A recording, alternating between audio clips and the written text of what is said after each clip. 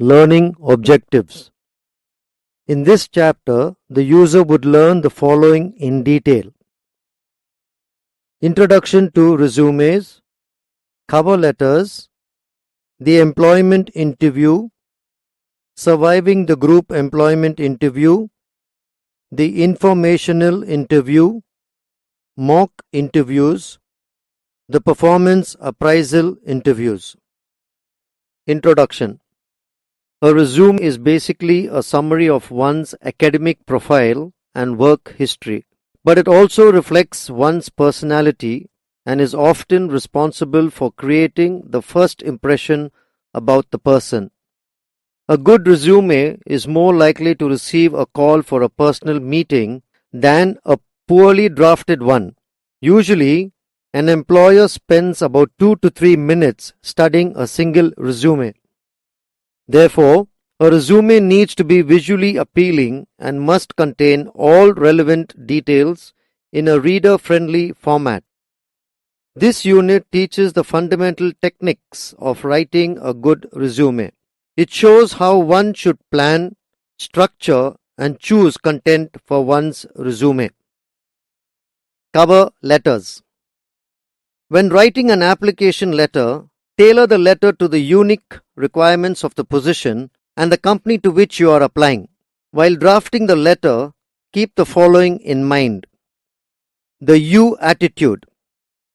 While writing, focus on the reader and his needs rather than on yourself. For example, instead of writing, I wish to apply for the post of sales representative as I am enthused and hardworking, write, a degree in marketing and my interpersonal skills will enable me to be the enthusiastic, hardworking salesman you advertised for.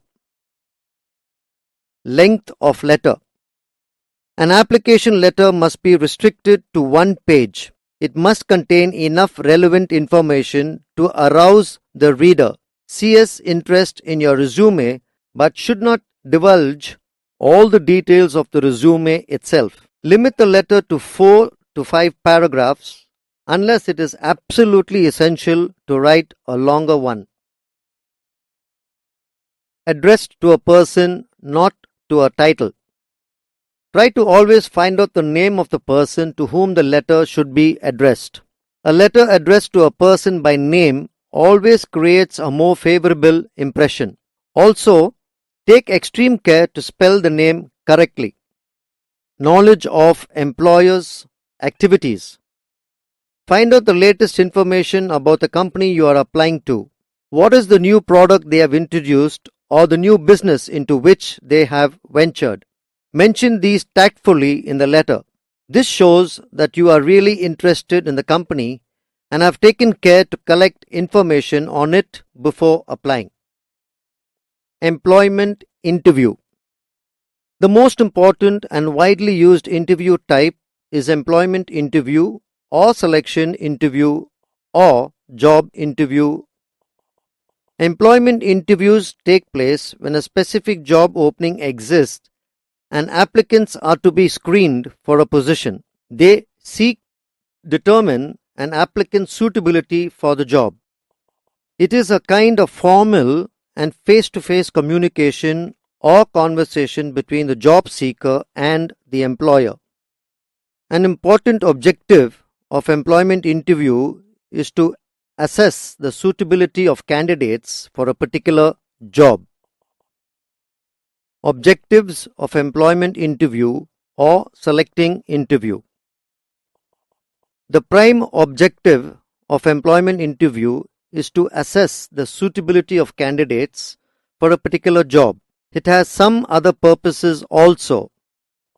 The objectives of selection interviews are mentioned below.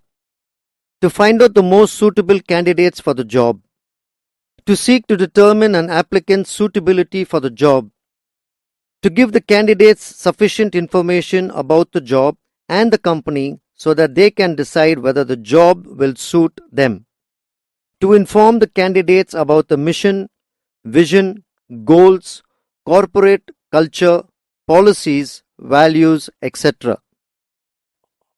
to create a sense of confidence and understanding in the selected candidates, to unearth the attitude, views, interests, and enthusiasm of candidates towards the job and toward the company, to promote the goodwill of the company by giving the right kind of impression to all the candidates, to test the knowledge, skill, and aptitude of the candidates.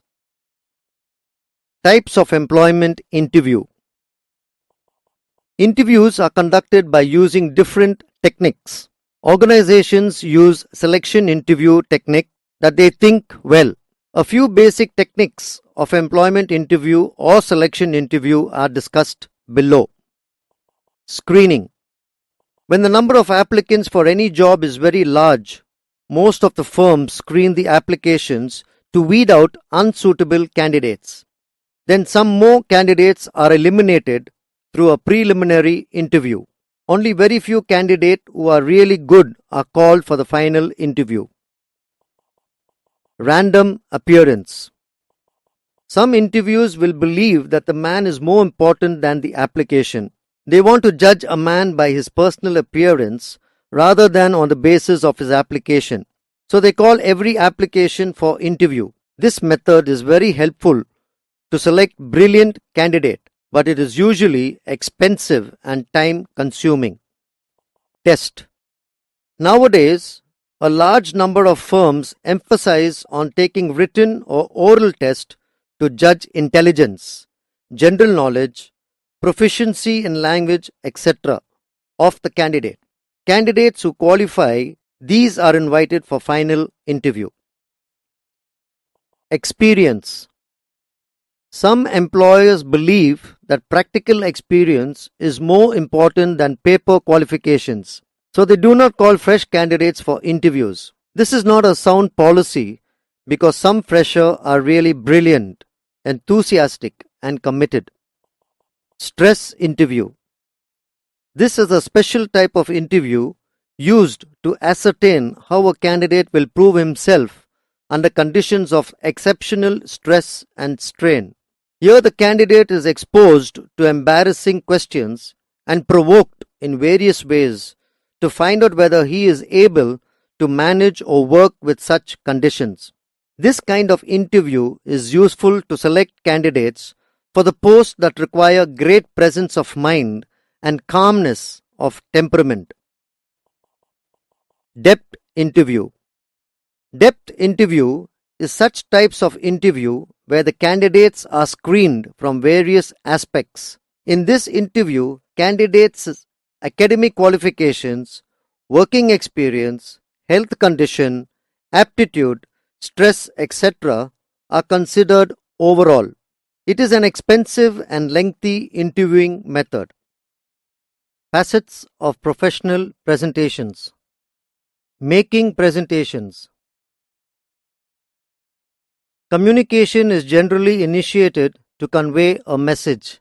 Clarity is required for effective conveyance of the message. In public speaking, the speaker has a preconceived purpose. He or she must determine and clarify that purpose before conveying the message. By doing this, the speaker can select better ideas, language and delivery methods that will help in goal realization. Presentation skills and public speaking skills are very useful in many aspects of work and life. Effective presentations and public speaking skills are important in business, sales and selling, training, teaching, lecturing, and generally feeling comfortable speaking to a group of people. Developing the confidence and capability to give good presentations and to stand up in front of an audience and speak well are also extremely helpful competencies for self-development and social situations. Presentation skills and public speaking abilities are not limited to certain special people. Anyone can give a good presentation or perform public speaking to an impressive standard. Like most specialisms, this requires preparation and practice. Tips for effective presentations. Preparation and knowledge of subject and the presentation itself are the prerequisites for a successful presentation, which importantly produce confidence and control, in turn important for relaxing the presenter and the audience. As a presenter, remember and apply Eleanor Roosevelt's maxim that no one can intimidate me without my permission. When you are presenter, you are in charge. The audience generally accepts this, and you are within your rights to control anyone who does not. Remember also that depth of conviction counts more than height of logic, and enthusiasm is worth more than knowledge, which is apparently attributed to David Peebles, about whom I have no further details. Please let me know if you do. Passion is therefore a very powerful component in any successful presentation. Good presenting is about entertaining as well as conveying information. As well, people retain more if they are enjoying themselves and feeling relaxed. So whatever your subject and audience, try to find ways to make the content and delivery enjoyable. Even the most serious of occasions and the driest of subjects can be lifted to an enjoyable or even an amusing level one way or another with a little research, imagination and humor. Enjoyment and humor are mostly in the preparation. These effects are not easily produced spontaneously. You don't need to be a natural stand-up comedian to inject enjoyment and humor into a presentation or talk. It's the content that enables it, which is very definitely within your control. Research and studies generally indicate that in presentations you have between 4 to 7 seconds in which to make a positive impact and good opening impression. So make sure you have a good, strong, solid introduction and rehearse it until it is second nature to you and an action of unconscious competence. Try to build your own credibility in your introduction and create a safe, comfortable environment for your audience, which you will do quite naturally if you appear to be comfortable yourself. Informational interviewing. Informational interviewing is a process that is largely overlooked as it is misunderstood in many ways. In an informational interview, candidates are seeking leads and information regarding an industry, a career path, or an organization by talking to people they know or who have been referred to them. 10 steps to follow. Identify the information you want. Decide which position, company or industry the candidates want to learn about will depend on what they want to do with their life and career. They should have a sense of what is important to them and what they want. Make a list of people you know. Choose people who can help candidates connect to other people within a company or an industry. Since this is part of networking, they will want to include anyone and everyone they know. Make the appointment. Set up a 15 to 30 minute interview with the person identified regarding his specialty. Most people will be more than happy to help you. Don't get discouraged if you find some people are just too busy to give you an appointment. Plan an agenda for the session. This is your meeting. Don't assume the person will give the information needed unless asked for the right questions. Select questions that will give the most information. Be efficient and do not overstay your welcome. Conduct yourself as a professional. Dress and act the role of the position you are seeking. Know as much as possible about the company before the interview so you can ask informed questions.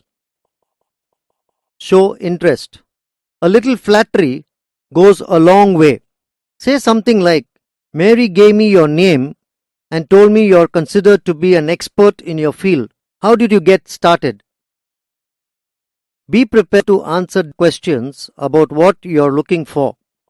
Have a short personal statement prepared that you can present if you're asked about your job search. Bring a resume, but don't offer it unless requested. Remember, the purpose of this interview is to obtain information. Get names. Ask for other contacts in the field. If no names are suggested, be grateful for information or suggestions obtained. Send thank you and follow-up letters. Thank the person at the conclusion of the interview, but also send a letter stating your gratitude for the time given. Stay in touch with your contacts by writing notes or emails, informing the person how helpful his suggestions have been to you.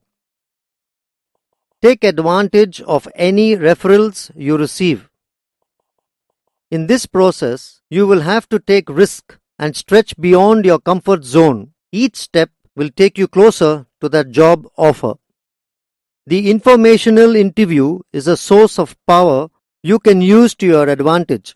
With preparation, listening, and follow through, you will find the power of people helping each other. Introduction to resume. A resume is basically a summary of one's academic profile and work history. But it also reflects one's personality and is often responsible for creating the first impression about the person. A good resume is more likely to receive a call for a personal meeting than a poorly drafted one. Usually, an employer spends about 2 to 3 minutes studying a single resume.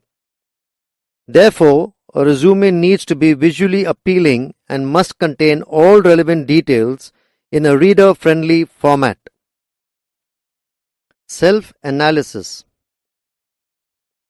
A resume is basically a sales letter that seeks to sell you effectively. Therefore, in resume, you need to highlight your strengths, your outstanding performances, and your achievements. For this, an analysis of self is important.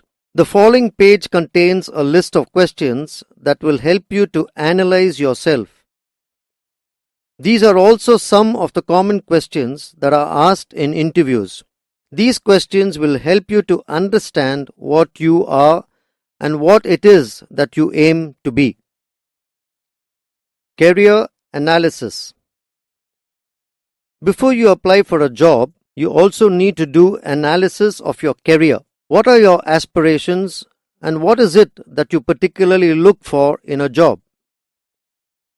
When applying for a job, analyze it to see if you understand the job profile correctly. A list of questions that will help you to analyze the available career option is given above. Job analysis. Before taking up a job, understand it thoroughly. As a student, you are likely to be recruited at one of the entry-level positions. Understand the role that the job requires you to play. Sometimes it can be helpful to talk to a person who is working in the same organization at a similar position or profile. Structuring the resume. While structuring the resume, always keep the job you are applying for in mind.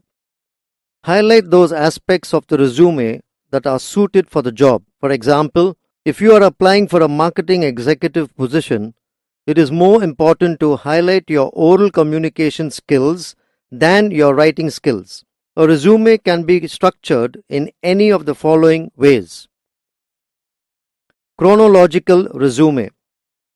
A chronological resume is the conventional form of resume. In this, your work experience and your academic profile are presented sequentially in a reverse order. A chronological resume is a good, logical, and easy to read form of a resume. It is also the most widely accepted one. Functional resume. The functional resume is structured around a set of skills. Other details like work experience and educational background are given later. Here, individual areas of competence are given importance. This kind of resume is useful for those who are entering the job market. Heading. Heading includes the applicant's name, address, contact number, email address, and fax number. Career goals and objectives. Career goals must be defined as clearly as possible. It helps an employer to judge whether the job that he has matches your career goals or not. You may write the career goal in one or more complete sentences or in short phrases, but maintain consistency in whatever format you choose. Education. Details of education generally appear in reverse chronological order and include the following details: colleges, universities, technical schools attended, including location and inclusive dates of attendance. Major area of study. Degrees awarded or to be awarded. Actual or anticipated graduation date. Marks, grades. Details of other courses you have done that are relevant to the position for which you are applying. Make sure all the information you provide is accurate. Work experience. This is a description of your employment history and should include the following: the title of the job, including its major responsibilities, the inclusive dates of employment for the job, the name of the employer and the location of the job, significant accomplishments on the job. While describing your job responsibilities, stress on details that are unique to that job and will set you apart from other applicants. Use a crisp writing style by beginning your sentences with a verb instead of a pronoun.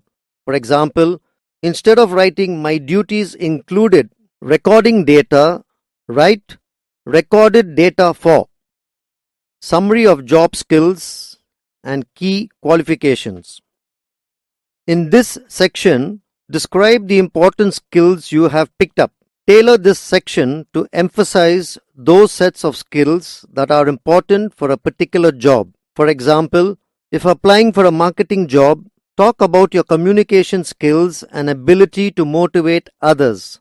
But when applying for a managerial position, emphasize your leadership quality, your ability to work well with others. Special interest. A list of your special interests and your hobbies throws light on the kind of person you are and what your interests are beyond your profession. Try to list interests that match your career objectives. Pay special attention to this area as many employers question candidates on their hobbies during the interviews. References. You may mention that references are available on request, or you may provide the name and details of your references. If you are providing references, give their full name, address, title, telephone number, and your relationship with the person. You may need to take the permission of the concerned person before providing his details in your resume. Mock interview. A mock interview is also known as a practice interview, is a simulation to an actual job interview. It provides candidates with an opportunity to practice for an interview, and they also receive feedback. During a mock interview, the interviewer may use a semi-structured interview format rather than asking a formal list of questions. A mock interview helps candidates learn to answer difficult questions, develop interview strategies, improve your communication skills, and reduce your stress before an actual job interview. How to prepare for a mock interview. Be sure to take a mock interview as seriously as you would an actual interview. Get ready for the interview just as you would for an interview with a hiring manager. Arrive 10 to 15 minutes early and bring your resume and any other materials you would bring to a real interview. Bring a notebook to take notes on what your mock interviewer tells you. Dress in professional interview attire. You should also prepare answers to general interview questions before arriving. Here's some information on mock interview questions, including sample questions and answers you can review to get ready for your interview.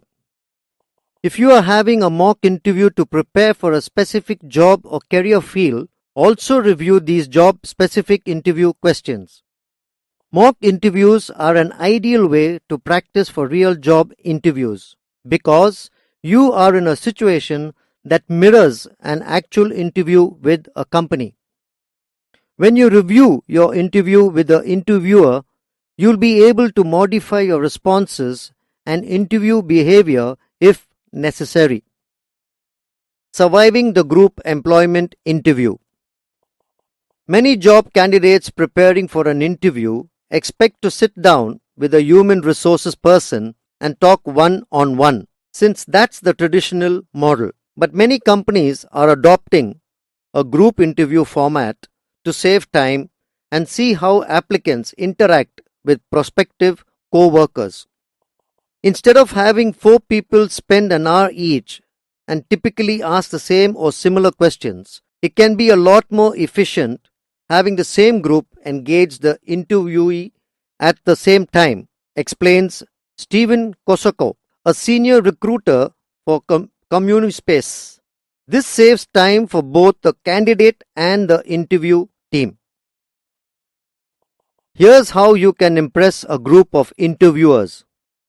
Do your research about the company. You should always research the company before an interview, but if human resources gives you the names of people on your panel before the interview, then you can take your research a step further and find out a little bit about each person. Check if they have job titles or bios listed on the company website. Google them to see if you can find any interesting hobbies or alumni connections. Do your due diligence, recommends Kosako. And once you're there, always try to remember people's names. The larger the panel, the more challenging this becomes. So Kosako recommends that interviewees write down each name as people introduce themselves. Kosako says he hates it when interviewees address him as Steve instead of Steven. Small details like that can make a big difference, so pay attention during introductions. Take the team approach. Many companies use group interviews because they are focused on group collaboration. Your job is to demonstrate that you can work well in groups and include everyone in the conversation. I always want to see if the interviewee makes everyone feel special during the interview, says Kosako. Do they make eye contact with every interviewer? Do they include everyone in their response? Do they get nervous? Do they know how to manage the conversation? Smile, even if you're nervous. In addition to showing a team attitude, group interviews are also an opportunity to get a broader sense of the company culture. Cole says that her group interview gave her a good feel for the company. I got a lot of feedback, she observes. It prepared me for being hired because I got to know a lot of people and got a sense of what's expected. Try to direct at least one question to each person to get their insights. Thank everyone on your interview panel. Be sure to ask for everyone's business cards at the end of the interview. Sending a thank you note or email can help reinforce the positive impression you made in person. But Kosako cautions that sending the same cookie cutter message, "It was great meeting you, thanks for the opportunity," to everyone on your panel can actually work against you. Thank you notes get forwarded around the office, he explains. And if you wrote the exact same thing, it shows a lack of creativity. Instead, you should send a personalized message to each person, highlighting some way that you connected. Maybe you both like the same book or grew up in the same area. Referencing something interesting that happened during the interview will help you stand out and show that you were listening. The performance appraisal interview. A performance appraisal interview is the first stage of the performance appraisal process and involves the employee and his or her manager sitting face to face to discuss threadbare all aspects of the employee's performance and trash out any differences in perception or evaluation. The performance appraisal interview provides the employee with a chance to defend himself or herself against poor evaluation by the manager, and also gives the manager a chance to explain what he or she thinks about the employee's performance. In a nutshell, the performance appraisal interview precedes the normalization process and is subsequent to the employee filling up the evaluation form and the manager likewise doing so. The interview is the stage where both sides debate and argue the employee's side of the story as well as the manager's perception. Objective evaluation versus personal biases. Though management theorists like to propound the benefits of objective evaluation, it is a fact in contemporary organizations that an element of personal bias enters the evaluation. This is evident from the studies and surveys done by HR consultants like Hewitt that point to the employee's dissatisfaction with the performance appraisal process as one of the main reasons for leaving the company. To curb the incidence of biases and heuristics playing a role in the appraisal, HR managers typically conduct orientations and trainings to both the managers and the employees to sensitize them to these dangers that are sometimes inherent in the process. On the other hand, the employees should approach the process without unrealistic expectations and expect the manager to agree to whatever they write on the performance evaluation form. Hence, there is a need for both sides in the interview process to approach the same with an open mind and be as objective as possible.